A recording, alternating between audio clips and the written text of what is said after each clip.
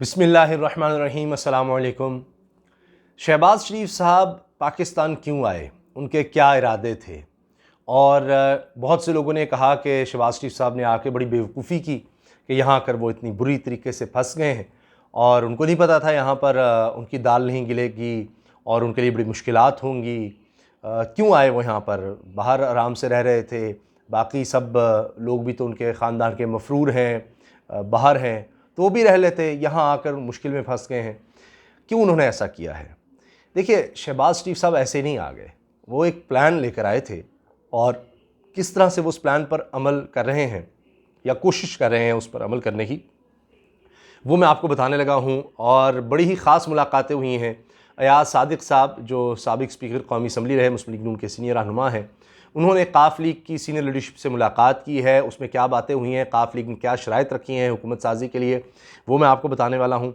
और इसके अलावा इसी से आप देखिए कि शहजाद अकबर साहब, इमरान खान वज़ीर आज़म के मामले खुसूसी बराए एहतसाब, वो बार बार शहबाज शरीफ के हवाले से प्रेस कॉन्फ्रेंस क्यों कर रहे हैं? कभी शायद ही उन्होंने ऐसा किया हो कि अभी चंद दिन पहले एक प्रेस कॉन्फ्रेंस और फिर अभी कुछ दिन भी नहीं गुजरे थे कि फौरी तौर पर एक और प्रेस कॉन्फ्रेंस शहबाज शरीफ के ख़िलाफ़। आखिर क्यों?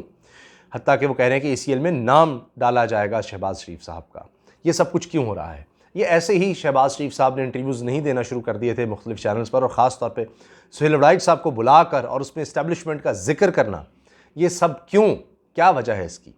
तो जनाब, प्लान ये था, शहबाज शरीफ साहब जब आए पहले से ही बातें शुरू हो गई थी और ये सीनियर सहाफ़ियों को सब पता है, ये उन तक बातें आ रही थी कि मार्च का प्लान है, मार्च में एक प्लान है और शहबाज शरीफ साहब आ रहे हैं उस प्लान को लेकर और उस पर अमल दरामद करने के लिए। अब उसके बाद क्या होता है कि ये सारी वबा फूट पड़ती है और ये कोरोना का मसला पैदा हो जाता है। अब इसकी वजह से फिर वो मामलात किसी और तरफ चले जाते हैं और शहबाज शरीफ साहब के आने से पहले ही नून लीग में शदीद तोड़ फोड़ शुरू हो जाती है, ग्रुपिंग हो जाती है, ग्रुप्स बन जाते हैं, हत्ता कि कुछ लोग जाकर वज़ीर आला पंजाब उस्मान बुज़दार से मिलते हैं। अब असल ख़बर ये है कि काफ लीग से राब्ते किए गए हैं सीनियर सतह पर और बाकायदा अयाज सादिक साहब गए और वो मुनिस इलाही, परवेज़ इलाही और तारिक बशीर चीमा साहब, अब तारिक बशीर चीमा साहब वफाकी वज़ीर हैं और हाल ही में तारिक बशीर चीमा साहब ने इमरान खान साहब से मुलाकात भी की है, वन ऑन वन मुलाकात थी और इसमें उन्होंने नैब की शिकायत भी की है, जी हमारे ख़िलाफ़ ये पुराने केसेस क्यों बन रहे हैं, क्या हो रहा है, ये सब कुछ। अब नैब के ख़िलाफ़ काफ लीग भी है, नैब के ख़िलाफ़ नून लीग भी है।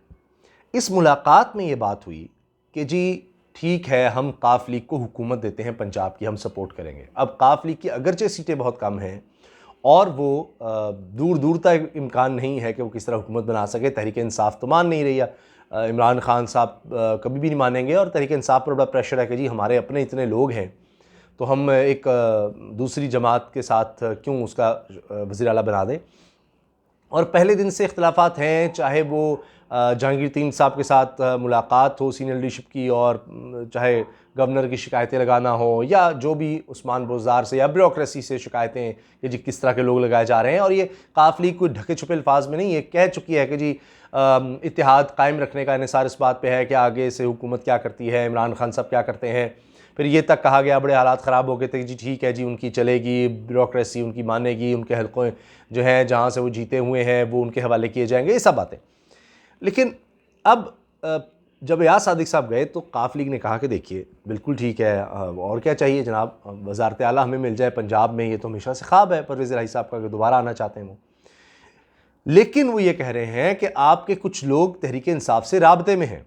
अब ये ना हो कि हम वहाँ से रास्ते जुदा करें और पंजाब की सतह पर आएँ, आपके साथ मिलें और आपके लोग ही हमें वोट ना दें, तो हम तो फिर दोनों तरफ से रुस्वा हो जाएंगे। तो पहले आप अपनी सफ़े मजबूत करके गारंटी हमें करें कि वो लोग हमें वोट देंगे। और इसीलिए आप देखिए कि मेरे अपने प्रोग्राम में लोग आकर नून लीग की सीनियर लीडरशिप ये कह चुकी है कि हमारे इख्तलाफात अब चौधरी बरादरान से ख़त्म हो चुके हैं, उनसे कोई हमारे उस तरह के इख्तलाफात नहीं रहे। सियासी तौर पर अलग जमाते हैं लेकिन हमारे यहाँ बड़ा रख रखाव है, हमारे बड़े काबिल एहतराम हैं, काबिल इज़्ज़त हैं, ये सब कुछ। अब ये उस काफ़िले के लिए है जो कि जिसके ऊपर ये लगाते थे कि जी ये परवेज़ मुशर्रफ ने बनाई है और परवेज़ मुशर्रफ का नाम सुनना भी पसंद नहीं करते। तो अब उससे यहाँ तक बातचीत हो गई है। तो अयाज सादिक साहब ने ये किया, जब उनके सामने ये शराइत रखी काफ लीग ने, तो उन्होंने कहा कि जी मुझे कुछ टाइम दे दें और मैं ये फिर लीडरशिप से जाकर इस बारे में बात करता हूँ। अब नैब के हवाले से भी क़वानीन में ये आपस में बातें कर रहे हैं। एक चीज़ मैं आपसे अर्ज़ कर दूँ कि ये भी आप नोट करें कि फजलुर रहमान साहब इस आर्ट के माहिर हैं कि वो परवेज़ मुशर्रफ दौर में अपोजिशन लीडर भी थे MMA की तरफ से, जो कि अब जिस तरह से शहबाज शरीफ हैं, और खैबर पख्तूनख्वा में हुकूमत काफ लीग के साथ मिलकर बनाई हुई थी। यानी MMA की हुकूमत, वहाँ पर इत्तेहाद था परवेज़ मुशर्रफ साहब की जमात से आप कह लें, और यहाँ पर सेंटर में वो परवेज़ मुशर्रफ के ख़िलाफ़ थे। तो ये फार्मूले चलते हैं यहाँ हुकूमतों में कि आप एक वक्त में, यानी पंजाब में अपनी हुकूमत बनाकर बैठे हों परवेज़ इलाही साहब, मैं मिसाल दे रहा हूँ, उनके जहन में ये शायद ये भी चल रहा हो कि हमारे बगैर तो वफाकी हुकूमत खड़ी नहीं रहेगी, तो हम पंजाब में नून लीग के साथ इत्तेहाद करके हुकूमत बना लेते हैं और वहाँ पर हम तहरीक इंसाफ के साथ इत्तेहाद में रहेंगे, उस लेवल तक वहाँ भी हम काबीना का हिस्सा रहेंगे, क्योंकि इमरान खान हमें किस तरह निकालेंगे, हुकूमत ही गिर जाएगी। अपना उनका ये जो प्लान है वो ये है। अब इसमें मुक़्तदर हलक़ों को वो सिर्फ ये कायल करने की कोशिश में है कि जी देखें आप, हमारा क्या कसूर है, हमें भी अगर मिल रही है, और अब नून लीग कुछ उस तरह के बयानात नहीं हैं, वो सब कोई इदारों के ख़िलाफ़ बातें नहीं कर रहे, तो अब क्या हर्ज है अगर हम उनके साथ मिल जाते हैं, तो हमें हुकूमत मिल रही है, तो आप इस पर क्यों मोतरज़ हैं, या तो वो मनाने का सिलसिला अपनी जगह चल रहा है। अब इसमें दूसरी तरफ शहबाज शरीफ साहब, एक और कहानी, एक तो ये काफ लीग के साथ मिलने का, दूसरा वो ये कर रहे हैं शहबाज शरीफ साहब कि पूरी कोशिश कर रहे हैं कि चौधरी निसार को वापस लाया जाए। चौधरी निसार को वापस लाने की वजह यह है कि शहबाज शरीफ साहब भी समझते हैं कि जब तक चौधरी निसार साथ थे हमारे मामलात इतने ज़्यादा कभी नहीं बिगड़े थे, पॉइंट ऑफ नो रिटर्न तक कभी नहीं गए थे इस्टेब्लिशमेंट के साथ। तो चौधरी निसार साहब का आना एक पुल का किरदार अदा कर सकता है। और आप देखिए कि कितने इख्तिलाफ़ात शदीद हो गए थे उसी वक्त, और फिर मियाँ नवाज़ शरीफ साहब नाम भी नहीं लेते थे चौधरी निसार का, इतने ज़्यादा इख्तिलाफ़ात उनके आपस में हो गए कि जब नवाज़ शरीफ साहब ने कहा जी, जब GT रोड से जब हटाए गए वजारत उज़्मा से नवाज़ शरीफ साहब, तो वापस आए तो कहा जी कौन थे जो कहते थे कि जी आप GT रोड से ना आए, ये वो, तो बड़े कहका लगा के लोग हंस रहे थे, और वो सब चौधरी निसार पर तनकीद हो रही थी। तो चौधरी निसार साहब वाज़े कहते थे कि जी इदारों के ख़िलाफ़ हमें बात नहीं करनी चाहिए, ये नहीं करना चाहिए, तो वहाँ से उनके खिलाफ़ शदीद तर होते चले गए थे। और अब फिर शहबाज शरीफ साहब, और ये सबको पता है शहबाज शरीफ और चौधरी निसार आपस में बहुत करीब थे। अब वो एक कोशिशें हो रही हैं कि जी चौधरी निसार किस तरह से वापस आ जाएँ और एक पुल का किरदार अदा करें, जो माजी में हो गया वो सब ख़त्म हो। लेकिन नून लीग में इस बारे में बड़े शदीद इख्तिलाफ़ात हैं। उसकी आप वाज़ेह मिसाल देखें कि अचानक से मियाँ जावेद लतीफ़ साहब नून लीग के सीनियर रहनुमा हैं, वो कहने लग गए कि जी ये सारा किया धरा जो धरना था ये तो चौधरी निसार का था। 2014 में जो तहरीक इंसाफ ने धरना दिया वो चौधरी निसार ने उसको फैसिलिटेट किया, वो सहूलतकार रहे, उन्होंने आने दिया, रेड जोन तक आने दिया, उन्होंने दहशतगर्दी के इनके खिलाफ मुकदमात ख़त्म करवाए तहरीक इंसाफ के लोगों के खिलाफ, और ये सब कुछ उन्होंने बड़ी ढील दी, और ये सारा सहूलतकारी का किरदार अदा किया कि मतलब इनको आने दिया, सारा कुछ करने दिया। तो ये अब इतने इख्तिलाफ़ात हैं। इसी तरह उस वक्त ही बन गए थे ख्वाजा आसिफ साहब और दीगर लोग, सबको पता है कि चौधरी निसार को पसंद नहीं करते थे।